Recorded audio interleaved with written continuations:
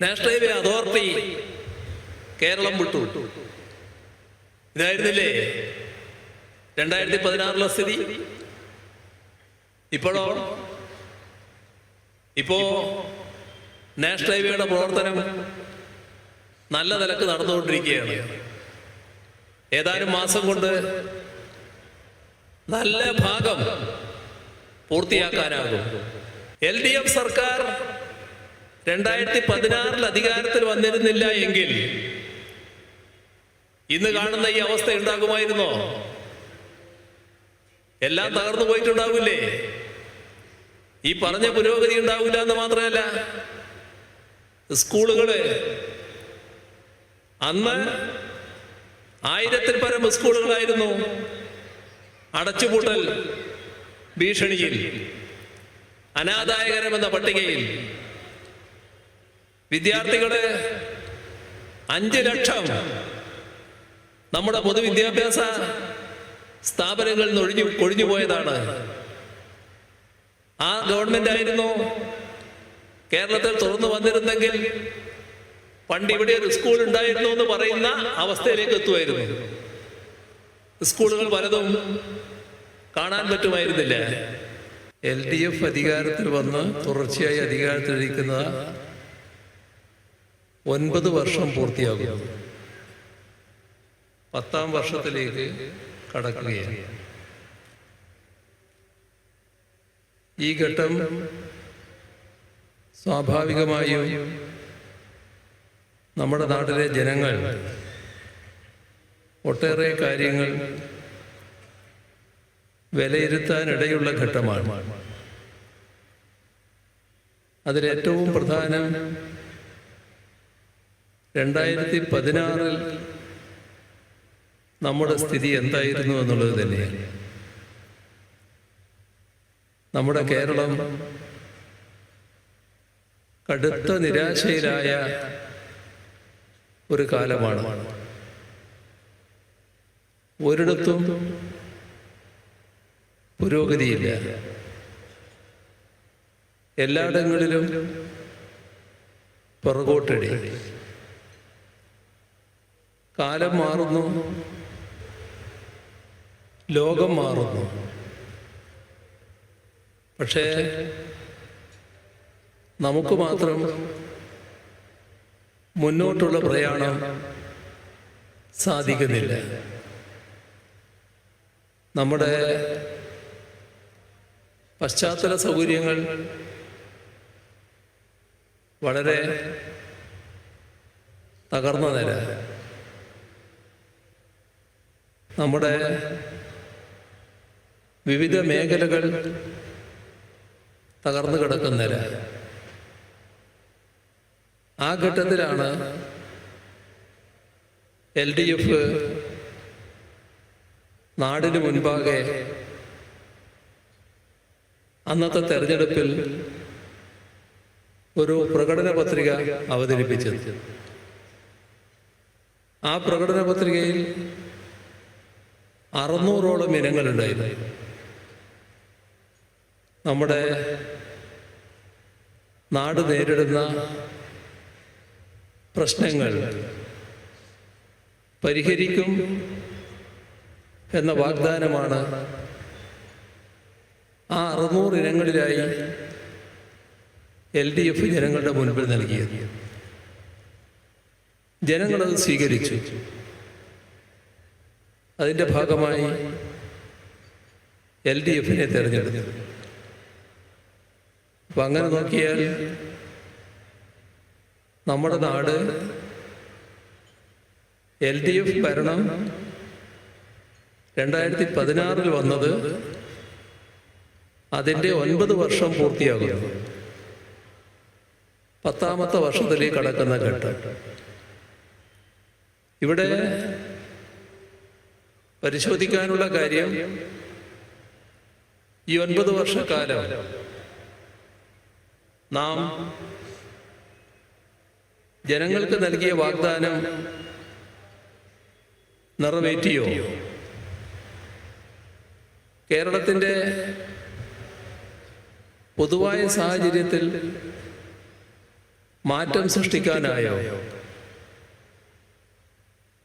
ഇവിടെ LDF സ്വീകരിച്ച ഒരു പുതിയ രീതി, അത്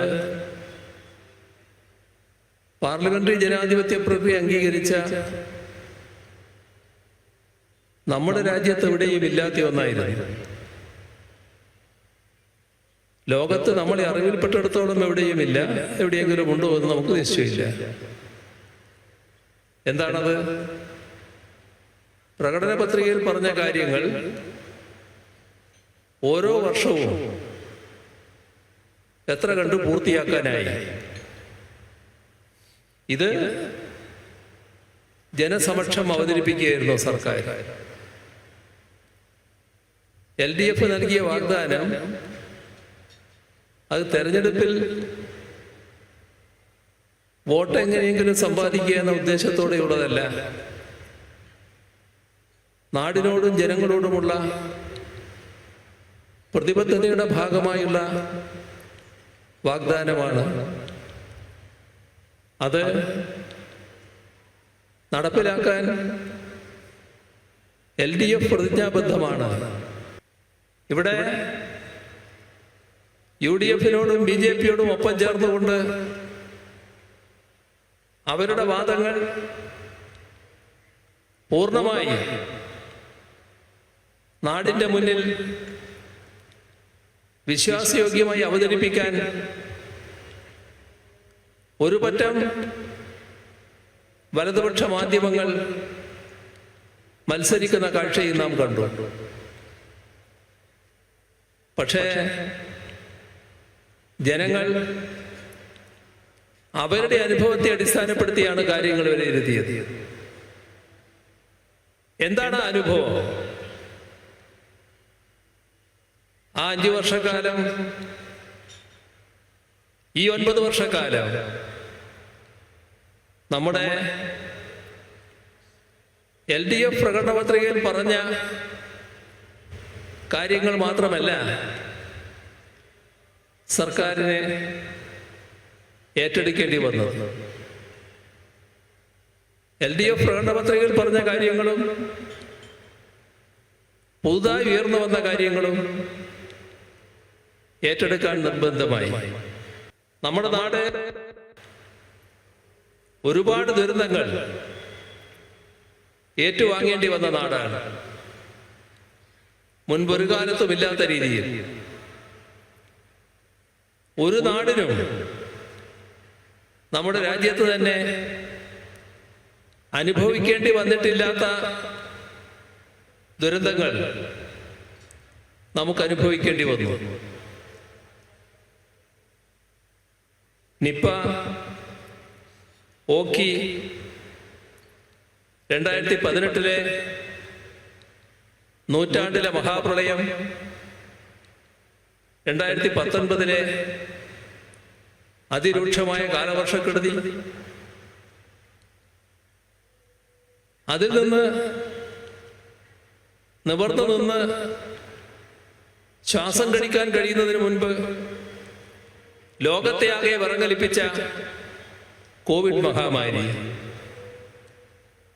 നമ്മുടേതുപോലുള്ള ഒരു നാട് തകർന്നു പോകുന്നതിന് ഇതിൽ പരം മറ്റെന്ത് വേണം? ഈ ഘട്ടത്തിൽ നമുക്ക് സഹായം വേണമായിരുന്നു. നമ്മെ സഹായിക്കാനുള്ള ബാധ്യത കേന്ദ്ര ഗവൺമെന്റിനാണ്. നാം ഏതെങ്കിലും ദയ യാചിക്കുന്നതല്ല. ഒരു നാടെന്ന നിലക്ക്, ഒരു സംസ്ഥാനം എന്ന നിലക്ക് അർഹതപ്പെട്ടതാണ് നാം ചോദിച്ചത്. ഇക്കാര്യത്തിൽ കൃത്യമായ ഭരണഘടനാ വ്യവസ്ഥയുണ്ട്. ഇത്തരം പ്രതിസന്ധി ഘട്ട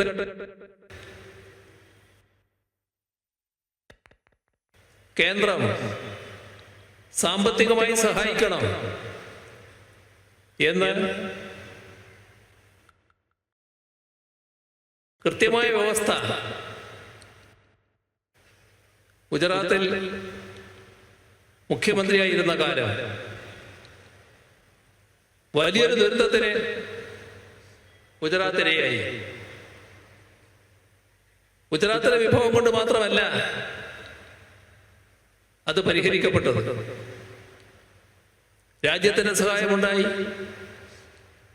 മറ്റു പ്രദേശങ്ങളുടെ സഹായമുണ്ടായി, രാജ്യത്തിന് പുറത്തുള്ള സഹായവും എത്തി. എല്ലാം സ്വീകരിച്ച ഗവൺമെന്റ് തലവൻ നരേന്ദ്രമോദി. ആ നരേന്ദ്രമോദി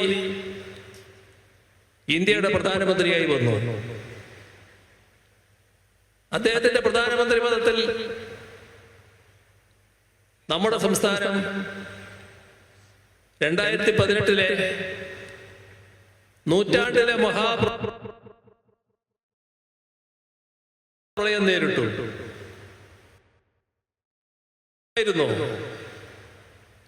കേരളത്തിന് പറ്റില്ല. കേരളത്തിന് പറ്റില്ല എന്ന് തന്നെ എടുക്കുമ്പോ കേരളത്തെ സഹായിക്കാൻ കേന്ദ്ര സർക്കാർ സന്നദ്ധമാവണ്ടേ? ഒരു ചില്ലി കാശ് സഹായിക്കാൻ തയ്യാറായില്ല. ഓർമ്മയില്ലേ നമ്മുടെ മലയാളി സഹോദരങ്ങൾ ലോകത്താകെ വ്യാപിച്ചു കിടക്കുന്നു.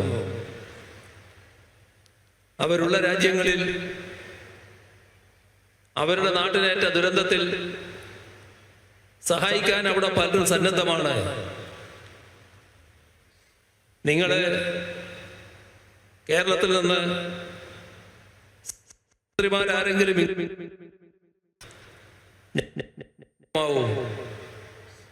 എന്ന് പറയുന്നു. കേരളത്തിന് ന്യായമായ വിഹിതം വേണം എന്ന് പറയാൻ പോലും തയ്യാറായില്ല. അതെവിടം വരെ എത്തി? നമ്മുടെ സംസ്ഥാനത്തിന് കാര്യങ്ങൾ നിർവഹിക്കാൻ പണം വേണമല്ലോ. ആ പണം വിവിധ സ്രോതസ്സിൽ സമാഹരിക്കാൻ ശ്രമിക്കുന്നു. നമ്മുടെ ജീവനക്കാരോട് ഗവൺമെന്റ് പറയുന്നു, നിങ്ങൾ കുറച്ച് ദിവസത്തെ ശമ്പളം വായ്പയായി തരണം, തിരിച്ചു നൽകാൻ നിങ്ങൾക്ക്. ഉടനെ വന്നു UDF-ന്റെ കോൺഗ്രസിന്റെ നേതാക്കളുടെ പ്രസ്താവന. ഇതിനെ എതിർത്തു, കൊടുക്കാൻ പാടില്ലെന്ന് പറഞ്ഞു. അതിനുവേണ്ടി കോടതിയിൽ പോയി. ഇതെല്ലാം എന്താണ് മനോഭാവം? നാട് തകർന്നടിഞ്ഞ് കിടക്കുകയാണല്ലോ. ആ തകർന്നടിഞ്ഞ് കിടക്കുന്ന നാട് കൂടുതൽ തകരട്ടെ, ഇതല്ലേ സമീപനം? നാം തകർന്നോ? ഇവരാഗ്രഹിച്ചതുപോലെ നമ്മൾ തകർന്നടിഞ്ഞു പോയോ? നമ്മെ രാജ്യവും ലോകവും പിന്നീട് നോക്കിക്കണ്ടു ആശ്ചര്യത്തോടെ പ്രതിസന്ധികളെ അതിജീവിക്കാൻ കഴിഞ്ഞത്. ഇത് നാം സാധാരണഗതിയിൽ ചെയ്യാൻ ബാധ്യപ്പെട്ട കാര്യങ്ങൾക്ക് പുറത്തുള്ളതായിരുന്നു. ഓരോ ഘട്ടത്തിലും ജനങ്ങളുടെ പൂർണ്ണമായ പിന്തുണയോടെ അത്തരം കാര്യങ്ങൾ നിറവേറ്റാൻ നമുക്ക് കഴിഞ്ഞു. നമ്മുടെ സംസ്ഥാനത്തിന്റെ പശ്ചാത്തല വികസനം വലിയ തോതിൽ പുറകോട്ട് പോയ കാലമായിരുന്നു 2016. എവിടെ നോക്കിയാലും തകർന്നടിഞ്ഞ റോഡുകൾ. എല്ലാ നാട്ടിലും നാഷണൽ ഹൈവേ ആണ് നല്ല നിലക്ക് പ്രവർത്തിക്കുക.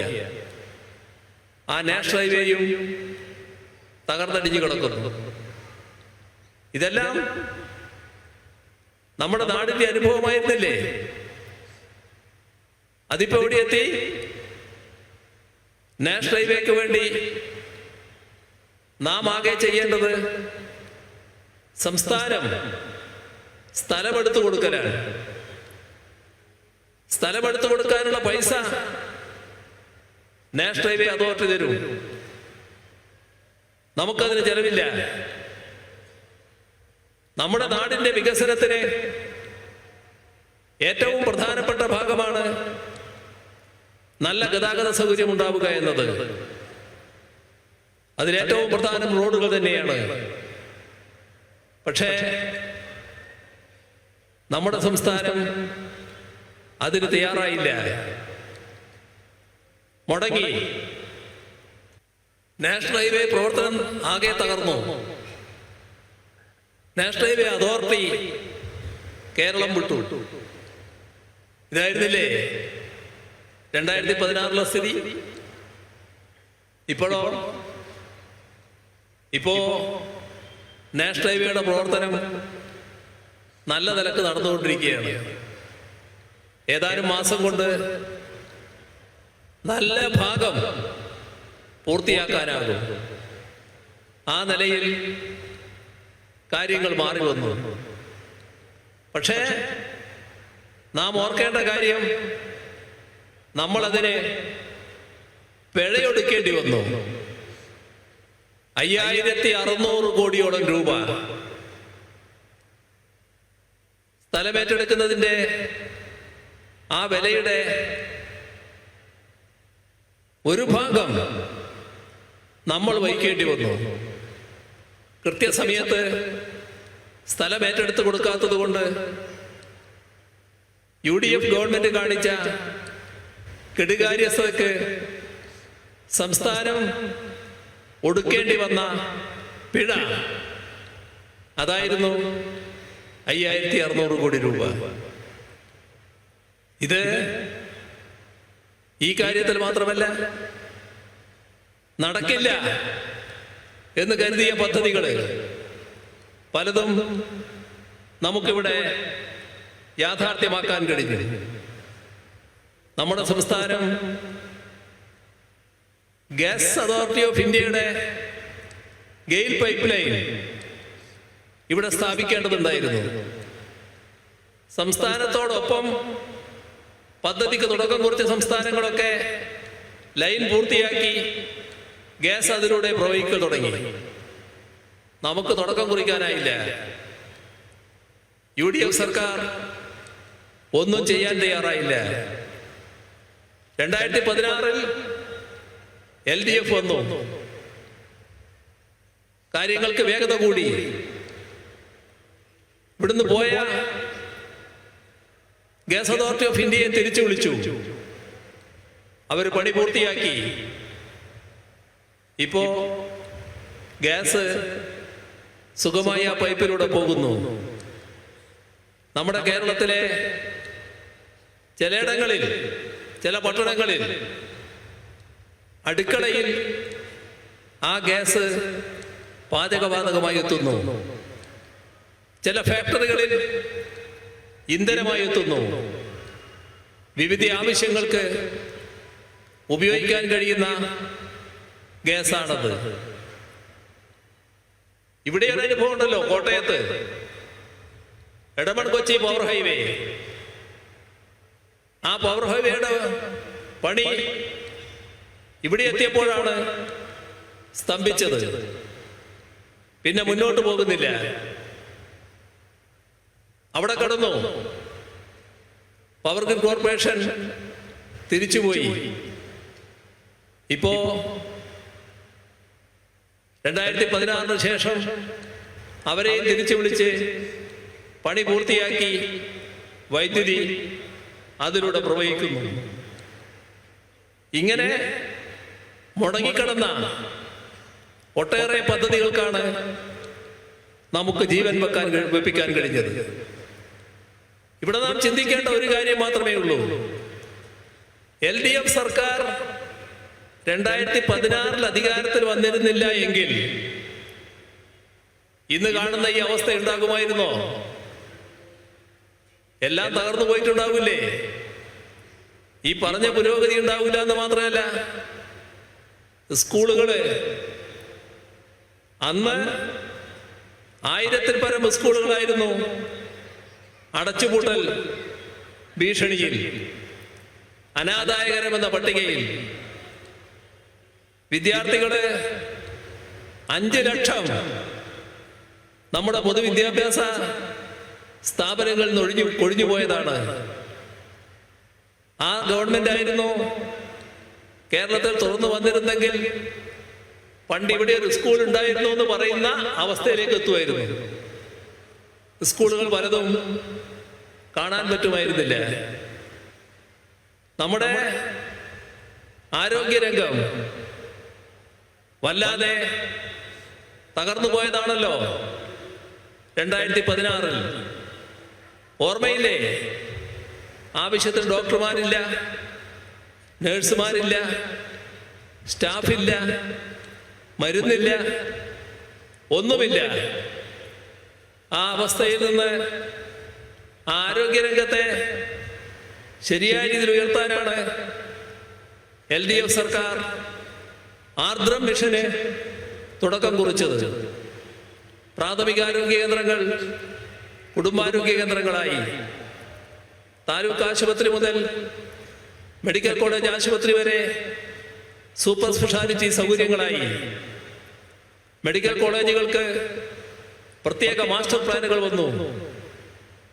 ഇപ്പോ ആരോഗ്യരംഗം ഏറ്റവും മികച്ചത് കോവിഡ് മഹാമാരിയുടെ ഘട്ടത്തിൽ, കോവിഡ് മഹാമാരിയുടെ മൂർധന്യ ദശയിലും തകരാതെ നിന്ന ആരോഗ്യരംഗം കേരളത്തിൻ്റെത്. എല്ലാവരും വികസിത മുതലാളിത്ത രാഷ്ട്രങ്ങളടക്കം ആശ്ചര്യത്തോടെ കേരളത്തെ നോക്കിക്കണ്ടു. ഇതെല്ലാം നമുക്ക് സാധിച്ചത് ആരോഗ്യരംഗത്ത് നാം വരുത്തിയ മാറ്റത്തിന്റെ ഭാഗമായിട്ടായിരുന്നു. UDF ഗവൺമെന്റ് ആയിരുന്നെങ്കിലോ എന്തൊരു തകർച്ചയായിരിക്കും ഒന്ന് ഊഹിച്ചു നോക്കുക.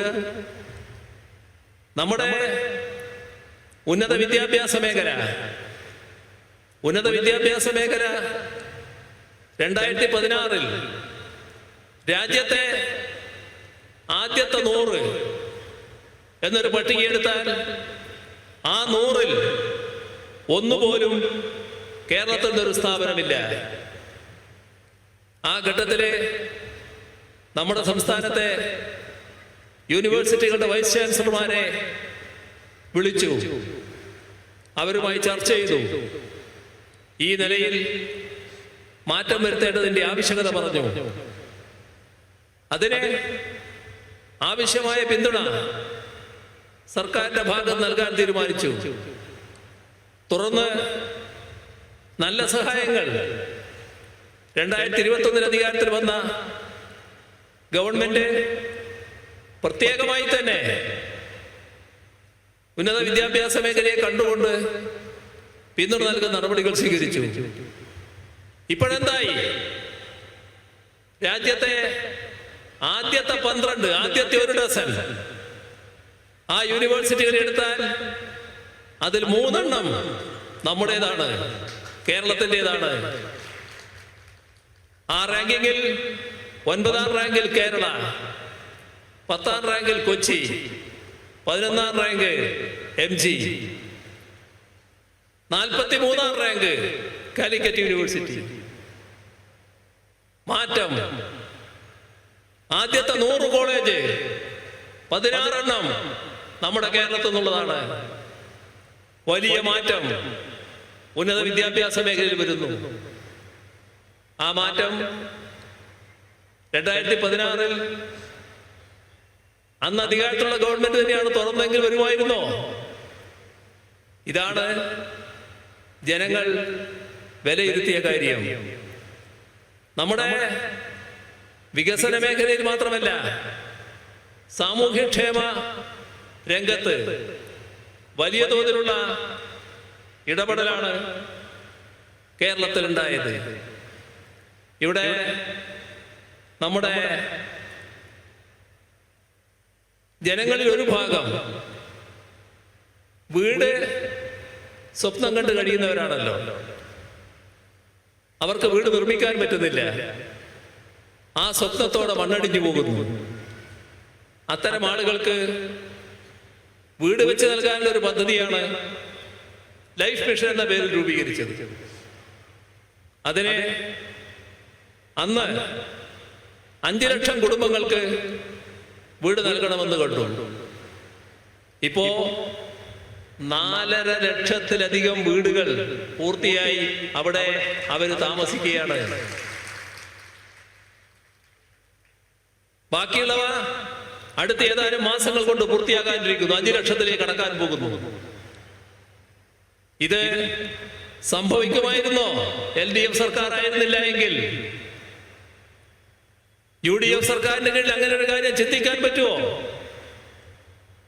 നമ്മുടെ സാമൂഹ്യക്ഷേമ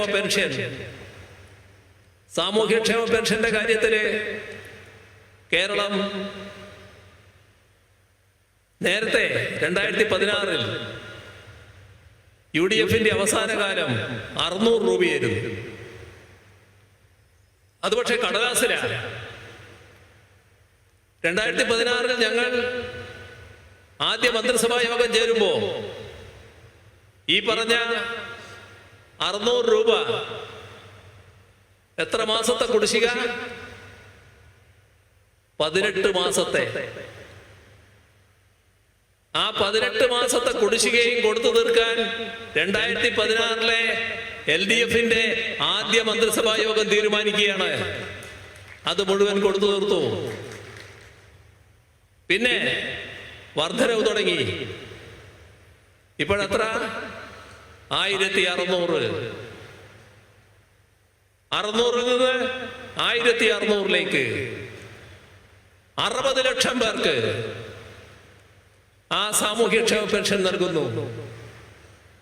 നമ്മുടെ നാട് ഇത്തരമൊരു നിലപാട് വരുമായിരുന്നോ? UDF ആണ് അധികാരത്തെ തുറന്നിരുന്നെങ്കിൽ ആ 18 മാസം കിട്ടാതിരുന്നവരുടെ മാസങ്ങൾ കൂടുക എന്നല്ലാതെ ഏതെങ്കിലും ഗുണപരമായ മാറ്റം അവർക്കുണ്ടാകുമായിരുന്നോ? ഇതല്ലേ അവസ്ഥ? നാട്ടിലെ ക്ഷേമപ്രവർത്തനങ്ങൾ സ്വീകരിച്ച നില, നമ്മുടെ കേരളത്തിന്റെ പൊതുവിതരണ രംഗം വലിയ തോതിൽ LDF ശക്തിപ്പെടുത്തി. അതിന്റെ ഫലമെന്താ? രാജ്യത്ത് വിലവർദ്ധനവ് ഏറ്റവും കുറവുള്ള സംസ്ഥാനം കേരളം. ആര് പറയുന്നു? കേന്ദ്ര ഗവൺമെന്റ് പറയുന്നു. എങ്ങനെയാണത്? പൊതുവിതരണ രംഗം ശക്തിപ്പെടുത്തിയതുകൊണ്ട്. പൊതുവിതരണ രംഗത്ത് UDF കാണിച്ച സമീപനമല്ല LDFന്റേത്. വലിയ തോതിലാണ് പൊതുവിതരണ മേഖല ശക്തിപ്പെടുത്തിയത്.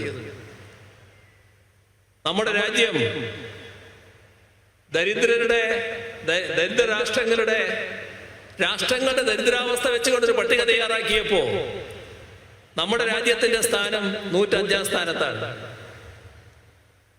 നമ്മുടെ പിറകിൽ പിന്നെ ഏതാനും രാഷ്ട്രങ്ങളേ ഉള്ളൂ. നമ്മുടെ തൊട്ടുകിടക്കുന്ന അയൽ രാഷ്ട്രങ്ങളിൽ ഒന്നുപോലും നമ്മുടെ പിറകിലില്ല. എല്ലാം നമ്മൾ എത്രയോ മേലെ. അതിദയനീയമായ സാഹചര്യം ഇന്ത്യയിൽ. അവിടെയാണ് കേരളം വേറിട്ട് നിൽക്കുന്നത്. ആ വേറിട്ട് നിൽക്കുന്നത് ഇതുകൊണ്ടാണ്. പൊതുവിതരണ രംഗം ശക്തിപ്പെടുത്തിയതുകൊണ്ടാണ്. ഇതിന്റെ തന്നെ മറ്റൊരു ഭാഗം അതിദരിദ്ര കുടുംബങ്ങൾ. അതിദരിദ്ര കുടുംബങ്ങളെ നമ്മുടെ കേരളത്തിൽ കണക്കാക്കി 64,006 കുടുംബങ്ങൾ. ആ 64,006 കുടുംബങ്ങളെയും അതിദരിദ്രാവസ്ഥയിൽ നിന്ന് മോചിപ്പിക്കണം എന്ന് LDF കണ്ടു. അതിന്റെ നടപടികൾ സർക്കാർ സ്വീകരിച്ചു. തദ്ദേശ ഭരണ സ്ഥാപനങ്ങൾ ഫലപ്രദമായി ഇടപെടുന്നു. 78% ഇപ്പോ അതിദരിദ്രാവസ്ഥയിൽ നിന്ന് മുക്തമായി. നമ്മുടെ ബാക്കിയുള്ളവരെ അവരെയും മുക്തമാക്കാൻ നമുക്ക് കഴിയും.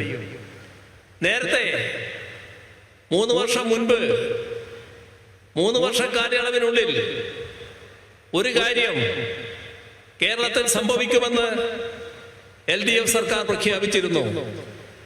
അത് ഈ വരുന്ന നവംബർ 1 നവംബർ 1 ഇന്ത്യ രാജ്യത്ത് കേരളം എന്ന സംസ്ഥാനം അതിദരിദ്ര കുടുംബം ഒന്നുപോലും ഇല്ലാത്തൊരു സംസ്ഥാനമായി മാറാൻ പോകുന്നു.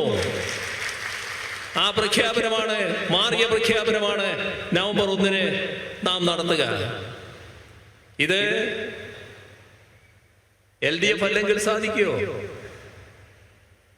ഇവിടെ LDF ഗവൺമെന്റ് ആയിരുന്നില്ലെങ്കിൽ ഇങ്ങനെ സംഭവിക്കുമോ? നോക്കണം, നമ്മുടെ രാജ്യം അതിവിശാലമാണല്ലോ,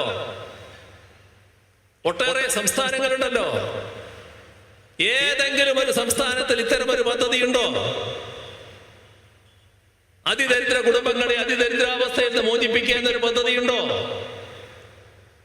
അത് LDF-ന് മാത്രമേ സാധിക്കൂ. കാരണം അതിന് ആ രീതിയിലുള്ള പ്രതിബദ്ധത വേണം. നാടിനോട്, ദരിദ്രരോട് ഉള്ള പ്രതിബദ്ധത. അതല്ലേ, ഇതല്ലേ നാടിന്റെ അനുഭവം. എല്ലാ രംഗങ്ങളും പരിശോധിച്ചാൽ നമുക്ക് കാണാൻ കഴിയുന്ന വസ്തുതകളാണല്ലോ ഇതൊക്കെ.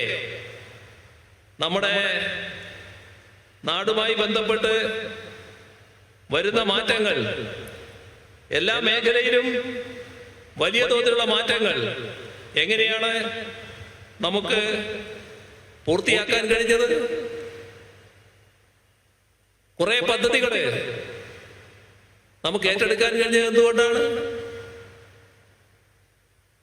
നമ്മുടെ നാടിന്റെ വിഭവശേഷി കുറവാണല്ലോ. 2016 സർക്കാർ അധികാരത്തിൽ വന്നപ്പോ ആദ്യം ചിന്തിച്ച ഒരു കാര്യം, എങ്ങനെ വരുമാനം ഉണ്ടാക്കാനാകും? പുതിയൊരു വരുമാന സ്രോതസ് വേണം, പണം ചെലവിടാനുള്ള സ്രോതസ് വേണം. അതാണ് സർക്കാരിന്റെ പിന്തുണയോടുകൂടി കിഫ്ബി നിയമം പുനരാവിഷ്കരിച്ചത്. അതിന്റെ ഭാഗമായി കിഫ്ബിയെ പുനർജീവിപ്പിച്ചു. സർക്കാരിന്റെ കൃത്യമായ പിന്തുണയോടെയാണ്. അതിന്റെ ഭാഗമായി അന്ന് 2016 ഗവൺമെന്റ് പറഞ്ഞു, ഞങ്ങൾ ഈ 5 വർഷം കൊണ്ട് 50,000 കോടി രൂപയുടെ പശ്ചാത്തല സൗകര്യ വികസനമാണ് ഉണ്ടാക്കാൻ പോകുന്നത്. അന്ന് അതിനെ പരിഹസിച്ചവരുണ്ട്, പുച്ഛിച്ചവരുണ്ട്, തള്ളിപ്പറഞ്ഞവരുണ്ട്, അതിനെതിരെ വലിയ ആക്ഷേപം ഉന്നയിച്ചവരുണ്ട്. പക്ഷേ നമ്മുടെ നാടിന്റെ പൊതുവായ ചിത്രം അങ്ങോട്ട് മാറി. 2016 പറഞ്ഞ രീതിയിൽ 2021 ആയപ്പോ 50,000 കോടിയല്ല, 62,000 കോടി രൂപയുടെ പദ്ധതികളാണ് സംസ്ഥാനത്ത് നടപ്പായത്. ഇപ്പോഴെത്രയാ? 90,000 കോടി. എവിടെ തിരിഞ്ഞെന്ന് നോക്കിയാലും അവിടെയെല്ലാം കിഫ്ബിയുടെ അടയാളം കാണാലോ. അതല്ലേ കേരളത്തിന്റെ പ്രത്യേകത. റോഡ്, പാലം, മേൽപ്പാലം, വിവിധ കെട്ടിടങ്ങൾ, മറ്റ് സൗകര്യങ്ങൾ, വിവിധ പദ്ധതികൾ, ആശുപത്രികൾ, സ്കൂളുകൾ, എന്തെല്ലാം പദ്ധതികൾ. നമ്മുടെ നാട്ടിൽ ഇതെല്ലാം സാധിക്കുമായിരുന്നോ? ഇത്രത്തോളം പദ്ധതികൾ ഏറ്റെടുക്കാൻ കഴിയുമായിരുന്നോ?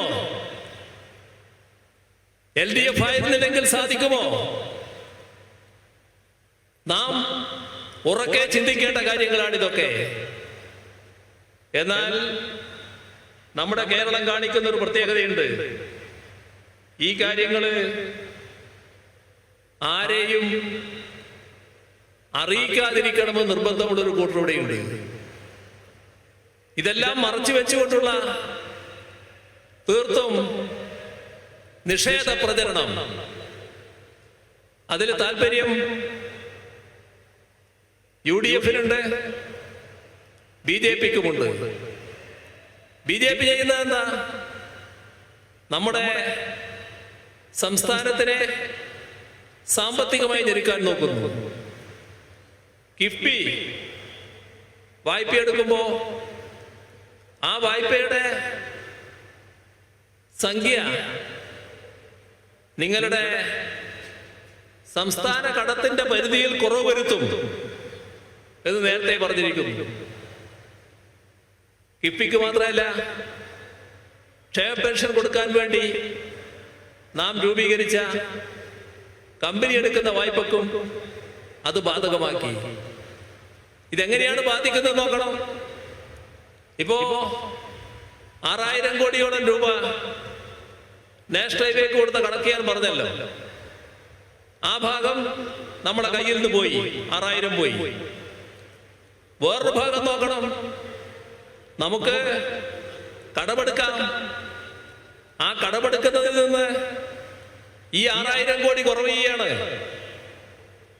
എന്ന് പറഞ്ഞാൽ കേരളത്തിന്റെ കയ്യിലെത്തേണ്ട 6000 കോടി തടയുന്നു.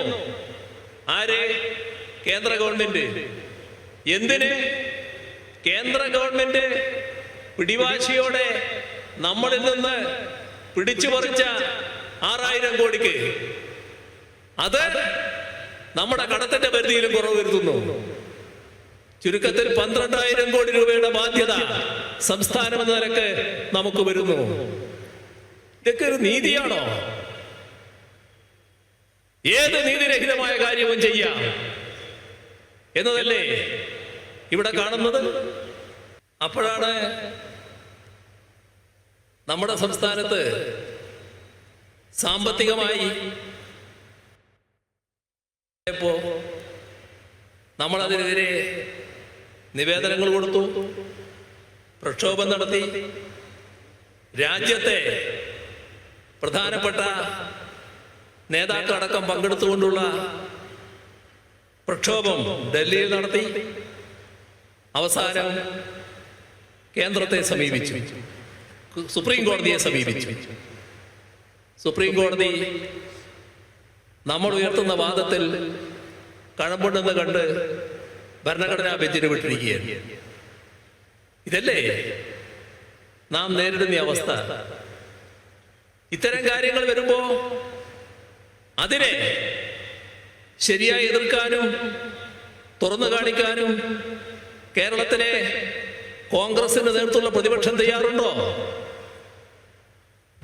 ആരുടെ കൂടെയാണ് അവര്? കേരളത്തിന്റെ എല്ലാ കാര്യങ്ങളും നിഷേധിക്കുന്ന കേന്ദ്രത്തിന്റെ കൂടെ. ഇവിടെ മുണ്ടക്കൈ ചൂരൽമലയുടെ അവസ്ഥ നേരത്തെ ശ്രീ ജോസ് കെ മാണി പറഞ്ഞല്ലോ. ചില്ലിക്കാശ് തന്നോ? നമുക്ക് ഒരുപാട് വ്യവസ്ഥകൾ. നമ്മുടെ നാട്ടിൽ ദുരന്തമുണ്ടായ അതേ ഘട്ടത്തിലാണ് ത്രിപുരയിൽ ദുരന്തമുണ്ടായത്. ഒരു പരിശോധനയുമില്ല. കൊടുത്തു 400 കോടി. ബീഹാറിന്റെ പിൻബലത്തിൽ കേന്ദ്രം നിൽക്കുന്നു, കൊടുത്തു 5000 കോടി. നിരവധി സംസ്ഥാനങ്ങൾക്ക്, നമുക്ക് മാത്രമില്ല. എന്താ? നമ്മൾ ഈ നാടിന്റെ രാജ്യത്തിന്റെ ഭാഗമല്ലേ? നമ്മൾ എന്തെങ്കിലും തെറ്റ് ചെയ്തവരാണോ? ഈ രാജ്യത്തിന്റെ അഭിമാനത്തിന് ക്ഷതമേൽപ്പിക്കുന്ന എന്തെങ്കിലും പ്രവൃത്തി കേരളത്തിന്റെ ഭാഗത്തുണ്ടായിട്ടുണ്ടോ? ഈ രാജ്യത്തിന്റെ അഭിമാനം വർദ്ധിപ്പിക്കുന്ന ഒട്ടേറെ കാര്യങ്ങൾ സംഭാവന ചെയ്യാൻ കഴിഞ്ഞ ഒരു സംസ്ഥാനമല്ലേ കേരളം? ജനങ്ങൾക്ക് ഭരണത്തിന്റെ സ്വാദ് ശരിയായ രീതിയിൽ അനുഭവിക്കുക എന്ന് പ്രധാനമാണ്.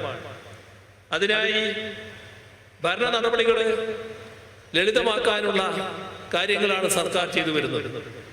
ഇതിന്റെ ഭാഗമായി ഒട്ടുമിക്ക സർക്കാർ സേവനങ്ങളും ഇപ്പോ ഓൺലൈനായി ലഭിക്കുമെന്നാണ് വസ്തുത. ആരും ഓഫീസിൽ കയറി ഇറങ്ങേണ്ടി വരുന്നില്ല. 79 സേവനങ്ങൾ സ്വയം സാക്ഷ്യപ്പെടുത്തലിലൂടെ നടപ്പാക്കാൻ സാധിക്കും. നമ്മുടെ കേരളം വ്യാവസായിക രംഗം നേരത്തെ വലിയ പുരോഗതി ഇല്ല എന്നായിരുന്നു പരാതി. ഇപ്പോ നല്ല പുരോഗതി വ്യാവസായിക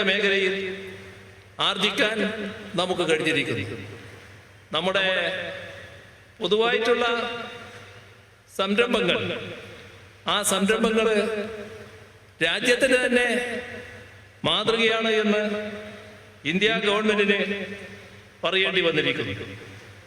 ഇന്ത്യ ഗവൺമെന്റ് ഒരു കാര്യത്തിൽ നമ്മുടെ സംസ്ഥാനത്തെ വല്ലാതെ തകർത്തുകൊണ്ടിരിക്കുകയാണ്. കേരളത്തിൻ്റെ ഏറ്റവും പ്രധാനപ്പെട്ട കാർഷിക മേഖലയാണ് റബ്ബർ കൃഷി. ആ മേഖലയിലെ വലിയ തോതിൽ നമ്മുടെ നാടിന് തിരിച്ചടിയേൽപ്പിക്കുന്ന നയമാണ് കേന്ദ്ര ഗവൺമെന്റ് നടപ്പാക്കിക്കൊണ്ടിരിക്കുന്നത്. ഇത് നവോദാരവൽക്കരണ നയത്തിൻ്റെ ഭാഗമായി സംഭവിച്ചതാണ് എന്നത് നാം കാണേണ്ടതായിട്ടുണ്ട്. ഇവിടെ താങ്ങുവില ശരിയായ രീതിയിൽ നൽകുക എന്താണ് ഇതിൻ്റെ ഭാഗമായി ഉണ്ടാകേണ്ടത്. പക്ഷേ ഇന്ത്യ ഗവൺമെന്റ് താങ്ങുവില നൽകി കർഷകരെ സംരക്ഷിക്കുന്ന നടപടികളിൽ നിന്ന് വിട്ടുനിൽക്കുകയാണ്. അത് പഴയ ഘാട്ട് കരാറിൻ്റെ ഭാഗമായി വന്ന കാര്യമാണ്. അപ്പോൾ കർഷകർക്ക് നഷ്ടമുണ്ടാകുമ്പോൾ അതിലിടപെടാൻ കേന്ദ്ര ഗവൺമെന്റ് തയ്യാറാകുന്നില്ല. ആസിയാൻ കരാർ വന്നതോടെ വലിയ തോതിലുള്ള തകർച്ചക്കാണ് വഴിവെച്ചത്. 2003 വാജ്പേയി സർക്കാർ ഇന്ത്യയിലെ കാർഷിക മേഖലയ്ക്ക് വലിയ ദോഷം വരുത്തി വെക്കുന്ന ഈ കരാറിൻ്റെ കരട് തയ്യാറാക്കി. 2004 ഇടതുപക്ഷം വലിയ സമ്മർദ്ദം ചെലുത്തിയപ്പോൾ അന്നത്തെ UPA സർക്കാർ ഇത് നടപ്പാക്കുന്നതിൽ നിന്ന് വിട്ടുനിന്നു. പക്ഷേ 2009 രണ്ടാം UPA ഇടതുപക്ഷത്തിൻ്റെ പിന്തുണയില്ലാതെ വന്നപ്പോൾ അവര് ഈ ആസിയാൻ കരാർ ഒപ്പിടുന്ന അവസ്ഥയുണ്ടായി.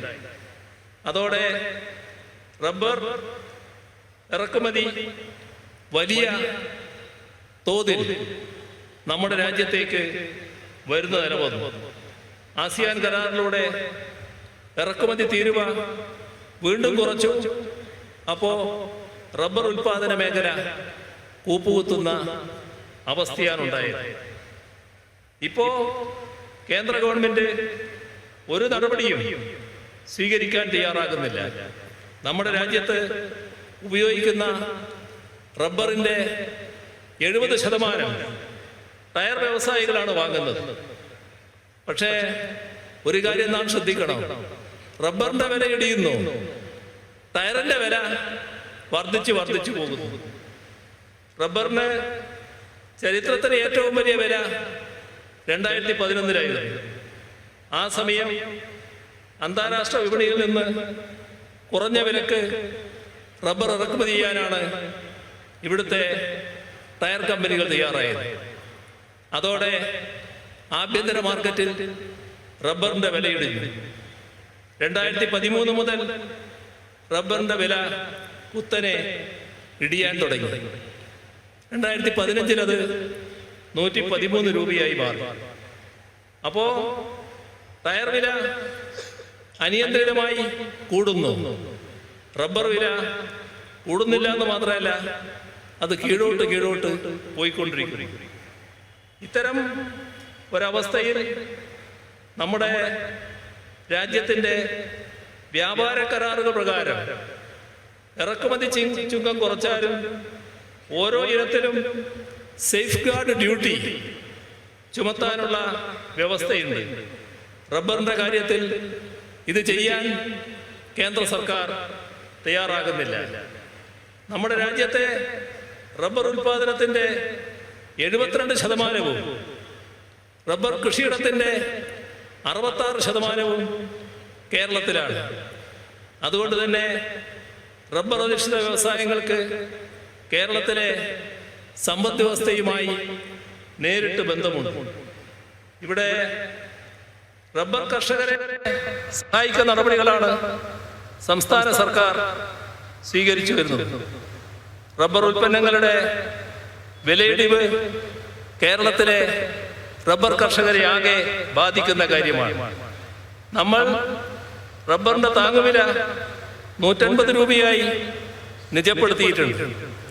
താങ്ങുവിലയേക്കാൾ വിപണി വില കുറയുമ്പോൾ ഈ വ്യത്യാസം കർഷകർക്ക് ലഭ്യമാക്കുന്ന നടപടിയാണ് സർക്കാർ സ്വീകരിക്കുന്നത്. കഴിഞ്ഞ സർക്കാരിന്റെ കാലത്ത് 500 കോടി രൂപ പ്രതിവർഷം ഇതിനായി ബജറ്റിൽ നീക്കിവെച്ചിരുന്നു. ഇപ്പോൾ അത് 600 കോടി രൂപയാണ്. കേന്ദ്രം റബ്ബർ ബോർഡ് സ്ഥാപനങ്ങൾക്ക് കഴിഞ്ഞ സാമ്പത്തിക വർഷം നൽകിയത് ആകെ 263 കോടി രൂപ. അതിൽ നിന്ന് വ്യക്തമാണ് രണ്ട് സർക്കാരുകളും റബ്ബർ കർഷകരോട് സ്വീകരിക്കുന്ന സമീപനത്തിലുള്ള വ്യത്യാസം. തീരുവയില്ലാതെയുള്ള സ്വാഭാവിക റബ്ബർ ഇറക്കുമതി അവസാനിപ്പിക്കുന്ന നടപടികൾ സ്വീകരിക്കണമെന്നും എല്ലാ തരത്തിലുമുള്ള ഉണക്കരൂപത്തിലുള്ള റബ്ബറിന്റെ ഇറക്കുമതി തീരുവ 70% ഉയർത്തണമെന്നും റബ്ബറിനെ മേക്ക് ഇൻ ഇന്ത്യ പദ്ധതിയിൽ ഉൾപ്പെടുത്തണമെന്നും സംസ്ഥാന സർക്കാർ കേന്ദ്ര സർക്കാരിനോട് ആവശ്യപ്പെട്ടിട്ടുണ്ട്. പക്ഷേ നടപടി മാത്രമില്ല.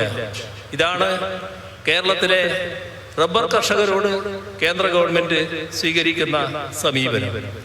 ഇത്തരത്തിലുള്ള ഒട്ടേറെ പ്രശ്നങ്ങൾ നാം നേരിടുകയാണ്. ഇതിനടക്കം നമ്മുടെ നാട് കൂടുതൽ പുരോഗതിയിലേക്ക് നീങ്ങുന്നത് നമ്മുടെ തനത് വരുമാനം വർദ്ധിപ്പിക്കാൻ നമുക്ക് കഴിഞ്ഞതുകൊണ്ടാണ്. അത് നമ്മുടെ നാടിൽ ജനങ്ങളാകെ പിന്തുണയും ഇതിന്റെ എല്ലാം ഭാഗമായാണ്. നവകേരളമാണ് നാം ലക്ഷ്യമിടുന്നത്. നവകേരളം എന്നത് ഒരു സങ്കല്പമായിട്ടല്ല നാം കാണുന്നത്. ഈ വർത്തമാനകാലത്ത് യാഥാർത്ഥ്യമാക്കേണ്ട ഒന്നാണ്. ആ നവകേരളം യാഥാർത്ഥ്യമാക്കാൻ നിങ്ങൾ എല്ലാവരുടെയും സഹകരണവും പിന്തുണയും തുടർന്നും ഉണ്ടാകണം എന്ന് അഭ്യർത്ഥിച്ചുകൊണ്ട് മറ്റു കൂടുതൽ കാര്യങ്ങളെ കടക്കാതെ അവസാനിപ്പിക്കുന്നു. നിങ്ങൾക്ക് എൻ്റെ അഭിവാദ്യം.